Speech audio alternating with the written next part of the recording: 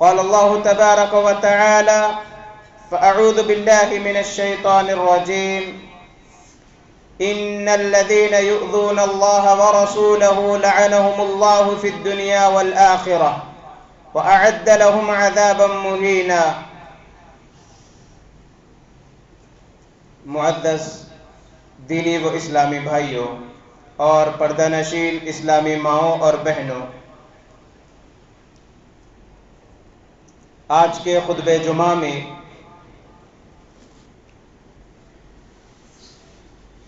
رسول اللہ صلی اللہ علیہ وآلہ وسلم کی ذات مطہرہ میں گستاخی کرنا بہت بڑا جرم ہے، اس عنوان پر کچھ باتیں رکھنے کی کوشش کروں گا۔ معزز سامعین،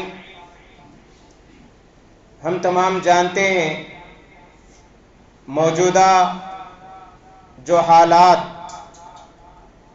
سے مسلمان گزر رہے ہیں،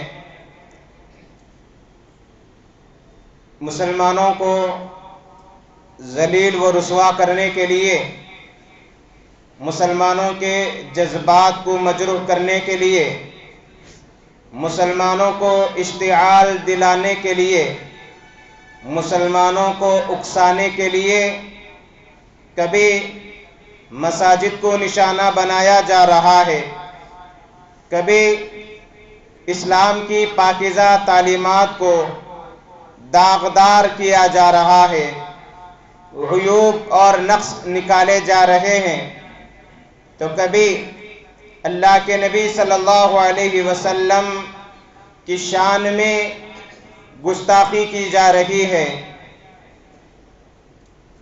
کبھی اللہ کے نبی صلی اللہ علیہ وسلم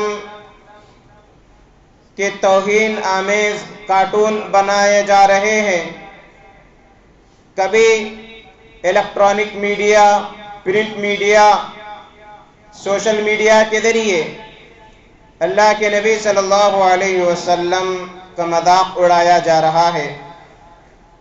دشمن یہی چاہتے ہیں کہ مسلمان مشتعل رہیں، مسلمان آپس میں غیر مسلموں کے ساتھ لڑتے رہیں اور ہم اپنا کام کرتے رہیں۔ معزز سامعین، پچھلے کچھ دنوں میں یہ خبر بڑی تیزی سے عام ہوئی کہ ایک ملعون خاتون اللہ کے نبی صلی اللہ علیہ وسلم کی شان اقدس میں نازیبہ کلمات کہے اور اللہ کے نبی صلی اللہ علیہ وآلہ وسلم کو نعوذ باللہ بدکار، حوت پرست کہنے کی کوشش کی گئی۔ ایسے الفاظ دشمنوں کی جانب سے وقتاً فوقتاً کیے جاتے ہیں جسے ایک مسلمان ان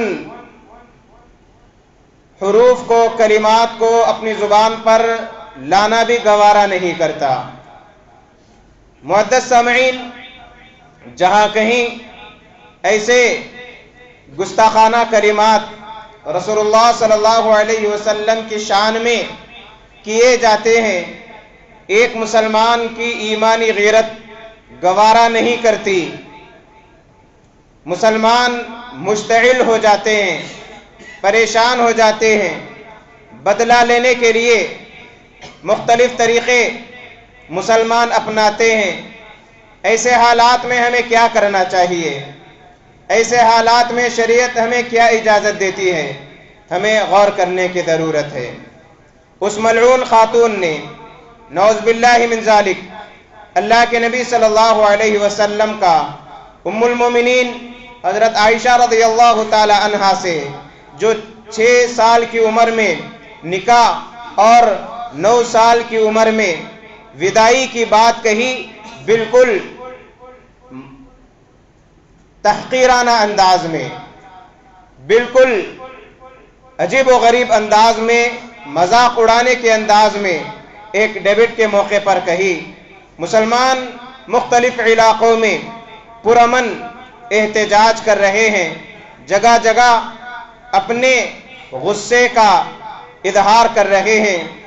دشمن ہمیشہ یہی چاہتے رہے، یہی کوشش رہی کہ کسی طریقے سے مسلمانوں کو پریشان رکھے، اسلام کو بدنام کرے، اور اللہ کے نبی صلی اللہ علیہ وآلہ وسلم کے زمانے میں، آپ کے عہد مبارک میں مختلف ایسے بیمار قسم کے لوگ اللہ کے نبی صلی اللہ علیہ وسلم کا مذاق اڑاتے رہے۔ قرآن نے مسلمانوں کو، خود اللہ کے نبی صلی اللہ علیہ وسلم کو تسلی دیتے ہوئے کہا، اِنَّا كَفَيْنَاكَ الْمُسْتَهْزِئِينَ، کہ ہم مذاق اڑانے والوں کے لیے کافی ہو جائیں گے، آپ پریشان مت ہو جائیں، آپ صبر سے کام لیں۔ جگہ جگہ صبر کی تلقین آئی ہے۔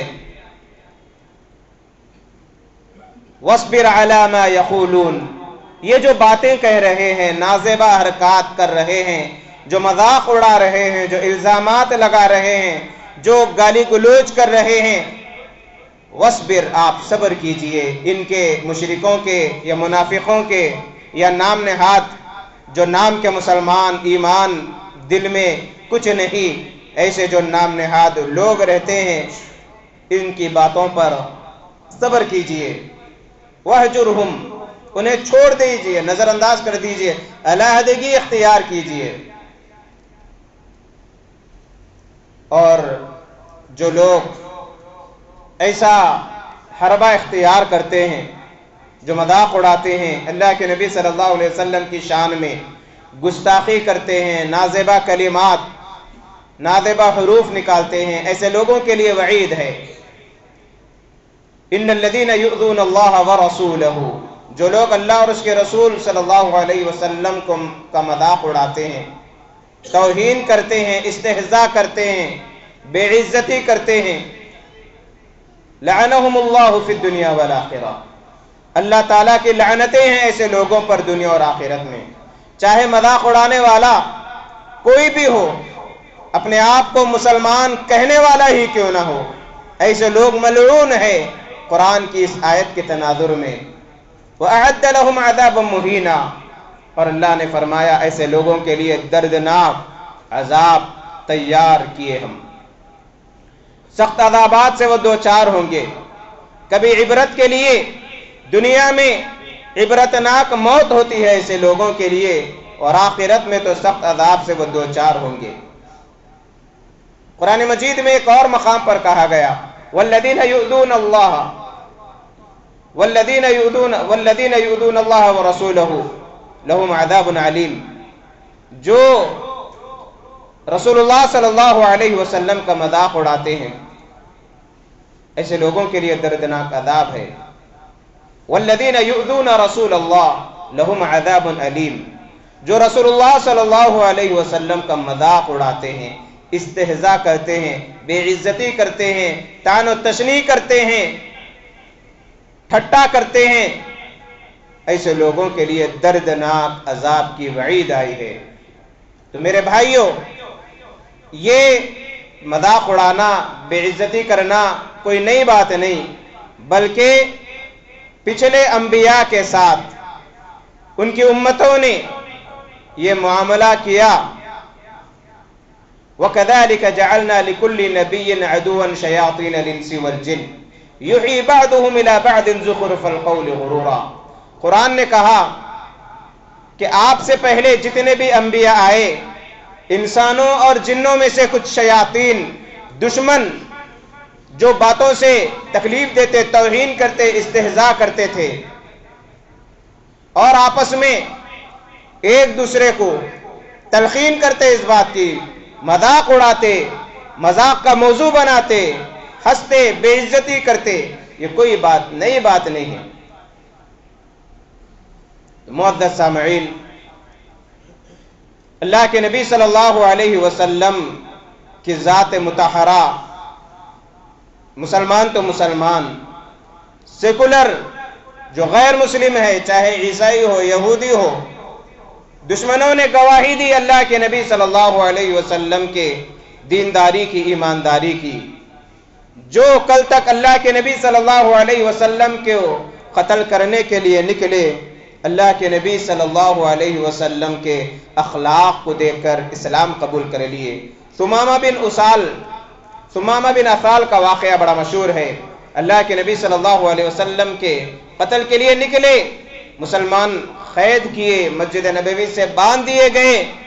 3 دن تک اللہ کے نبی صلی اللہ علیہ وسلم کے اخلاق، مسلمانوں کے اخلاق، مسلمانوں کے عبادات، معاملات کو دیکھے، اور تیسرے دن اللہ کے نبی صلی اللہ علیہ وسلم جب کہتے کہ کہو ثمامہ کیا حال ہے، کیا سلوک کریں تمہارے ساتھ، ثمامہ کہنے لگے اے اللہ کے نبی، اگر آپ قتل کر دیں گے تو میں اس قابل ہوں، میرا جرم اس قابل ہے، اگر آپ معاف کر دیں گے تو مجھے معافی کی امید ہے، بس اس کے علاوہ کچھ نہیں کہا۔ 3 دن تک یہی باتیں ہوتی رہی۔ آخر میں تیسرے دن اللہ کے نبی صلی اللہ علیہ وسلم نے انہیں چھوڑ دیا، گئے غسل کیے اور آ کر شہادتین کا اقرار کیے، اسلام میں داخل ہوئے۔ یہ اللہ کے نبی صلی اللہ علیہ وسلم کے اخلاق تھے۔ جو اللہ کے نبی صلی اللہ علیہ وسلم پر جو الزام لگایا جاتا ہے دشمنوں کی جانب سے کہ اللہ کے نبی صلی اللہ علیہ وسلم اتنی شادیاں کیے، اللہ کے نبی صلی اللہ علیہ وسلم خاص طور پر ام المومنین حضرت عائشہ رضی اللہ تعالی عنہا کے ساتھ جو نکاح ہوا 6 سال کی عمر میں اور 9 سال کی عمر میں ان کی وداعی ہوئی، دشمن اس کو موضوع بنا کر مذاق اڑاتے ہیں۔ غور کرنے کی بات ہے، غور کرنے کی بات ہے، نعوذ باللہ من ذالک، اگر میرے اور آپ کے نبی نعوذ باللہ شہوت پرست، ہوس پرست یا یہ لوگ جو کہتے ہیں اس جیسے اگر ہوتے تو دشمنوں کو اللہ کے نبی صلی اللہ علیہ وسلم کے دور میں ہی بدنام کرنے کا موقع ملتا۔ اللہ کے نبی صلی اللہ علیہ وسلم کو جادوگر کہا گیا، اللہ کے نبی صلی اللہ علیہ وسلم کو مجنون، پاگل کہا گیا، شاعر کہا گیا، اور جب کبھی یہودی اللہ کے نبی صلی اللہ علیہ وسلم کی مجلس میں آتے تو دبے انداز میں السلام علیکم کہتے۔ السلام علیکم اور السلام علیکم میں زمین آسمان کا فرق ہے۔ السلام علیکم کا معنی تم مر جاؤ، تمہاری موت واقع ہو جائے۔ السلام علیکم کا معنی تم پر اللہ کی سلامتی، اللہ کی رحمتیں، اللہ کی برکتیں، تم ہر خیر و خوبی سے مالا مال ہو جاؤ، یہ مفہوم آتا ہے۔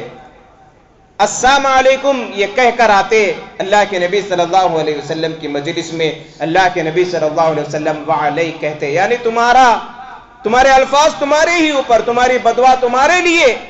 ام المومنین حضرت عائشہ رضی اللہ تعالی عنہا غضبناک ہو جاتی ان کے ان جملوں سے، اللہ کے نبی صلی اللہ علیہ وسلم صبر کی تلقین کرتے۔ ام المومنین حضرت عائشہ رضی اللہ تعالی عنہا کہتی ہے کہ اے یہودیو تم لوگ مر جاؤ، تمہاری موت واقع ہو جائے، تم ہلاک و برباد ہو جاؤ۔ اللہ کے نبی صلی اللہ علیہ وسلم صبر کی تلقین کرتے، کہتے کہ اے عائشہ میں نے جواب لوٹا دیا ان کے اوپر۔ کبھی کہتے راعینا، راعینا ہماری رعایت کیجئے، ایک معنی آتا ہے، اس کو الگ انداز میں کہتے راعینا اے ہمارے چرواہے، نعوذ باللہ من ذالک۔ ایسے الفاظ جو قرآن نے وعدے کیا، اتنے دشمن تھے، مذاق اڑاتے تھے، آپ کے چہرے پر تھوکنے کی کوشش کرتے تھے، آپ کو قتل کرنے کی سازشیں کیے، کیا ان کے سامنے یہ بات کبھی نہیں آئی کہ اللہ کے نبی صلی اللہ علیہ وسلم ایک کم عمر لڑکی سے نکاح کیے؟ سیرت میں کئی یہ چیزیں نہیں ملتی۔ اللہ کے نبی صلی اللہ علیہ وسلم کی پاکیزگی کا یہ عالم ہے کہ خدیجۃ الکبریٰ رضی اللہ تعالی عنہا کی عمر 40 سال تھی، اللہ کے نبی صلی اللہ علیہ وسلم کی عمر صرف 25 سال تھی۔ 25 سال کے ایک نوجوان کی شادی ادھیڑ عمر کی ایک خاتون ام المومنین حضرت خدیجۃ الکبریٰ رضی اللہ تعالی عنہا سے ہوئی، لیکن دشمنوں نے اس شادی کو بھی ایک مذاق کا موضوع بنا دیا، نعوذ باللہ من ذالک۔ ہماری ذمہ داری ہے کہ ایسے لوگوں کے سامنے سیرت کو عام کرے، سیرت کے پیغام کو پہنچائے، اسلام کی تعلیمات کو پہنچائے، اللہ کے نبی صلی اللہ علیہ وسلم کے اخلاق کو پہنچائے۔ اللہ کے نبی صلی اللہ علیہ وسلم ایک تقریباً 15 سال سے زائد عرصے تک خدیجۃ الکبریٰ رضی اللہ تعالی عنہا کے ساتھ رہے. آپ کی جوانی گزر گئی، کوئی اور نکاح نہیں کیا اللہ کے نبی صلی اللہ علیہ وسلم.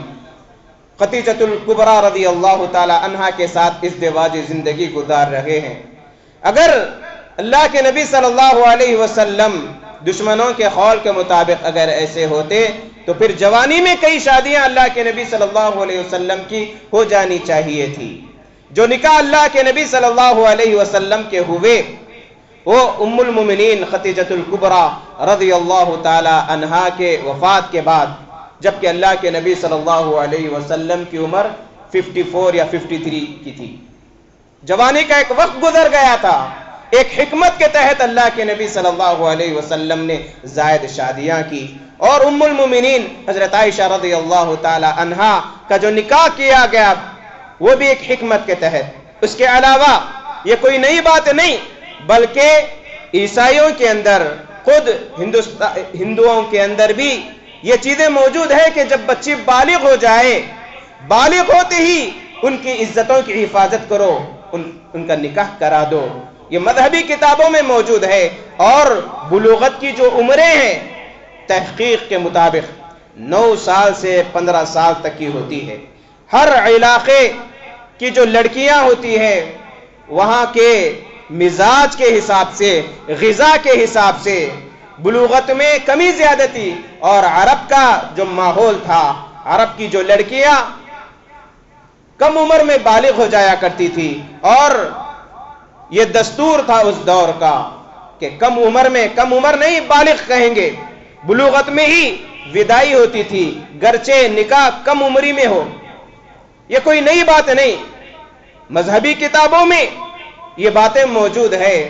صرف یہ چاہتے ہیں کہ موجودہ حالات جس طریقے سے بدل رہے ہیں وہ حالات سے لوگوں کی نظر پھیر کر کسی اور کی جانب لگا دے تاکہ اس میں الجھ جائے اور ہم اپنا کام کریں، جیسے ہم تمام جانتے ہیں.